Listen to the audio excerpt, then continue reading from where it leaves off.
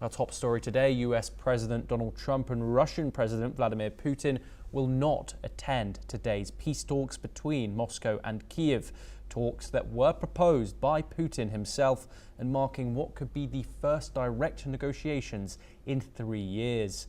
The Kremlin had announced that instead of Putin, Russia would send a delegation of experienced negotiators, including presidential advisor Vladimir Medinsky, Deputy Defense Minister Alexander Fomin, GRU Chief Igor Kostyukov, and Deputy Foreign Minister Mikhail Galuzin.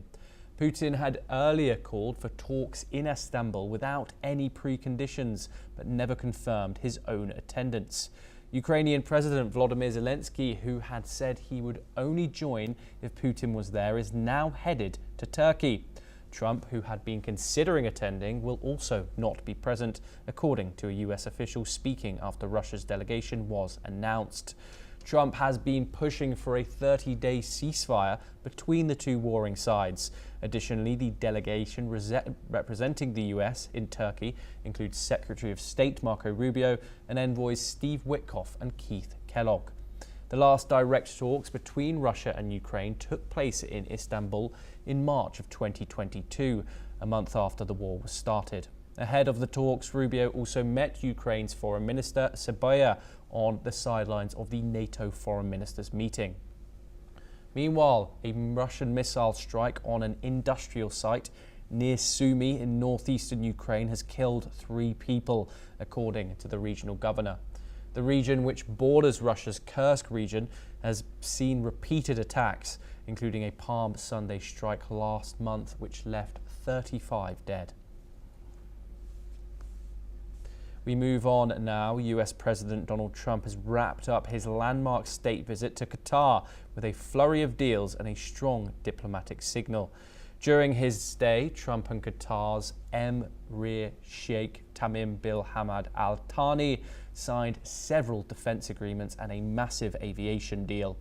Qatar Airways is set to purchase over 200 Boeing jets worth $96 billion, including 787 and 777X models with GE engines. At a state dinner in Lusail Palace, Trump praised Qatar's growth, calling the country magnificent and full of unbelievable potential. He thanked his hosts for their role in helping release the last living American hostage in Gaza. The evening ended on a lighter note as Trump and the Emir signed a football, marking Qatar's role as host of the 2022 World Cup. He wrapped up his Qatar visit by visiting a US military base in Qatar, where he gave a speech. This comes before Trump heads to Abu Dhabi, which is the final stop on his 4-day tour of the Gulf region.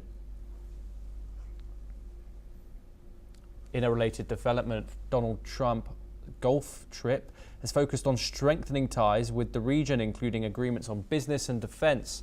Trump is set to address US troops in Qatar before heading to the United Arab Emirates, where leaders aim to make the country a global leader in artificial intelligence. The US has agreed in principle to supply the UAE with 500,000 of NVIDIA's most advanced AI chips annually. The deal, which may run until 2027 or 2030, will support the UAE's AI model development and data center construction. Of the chips, 20% will go to the UAE tech firm G42, while the remainder will be allocated to US companies like Microsoft and Oracle, which may also build data centers in the UAE. The agreement is still being negotiated amid ongoing opposition in the US government, particularly due to concerns that the chips could be diverted to China. The deal would significantly boost the UAE's AI capabilities, potentially making it a third power center in global AI competition alongside the US and China.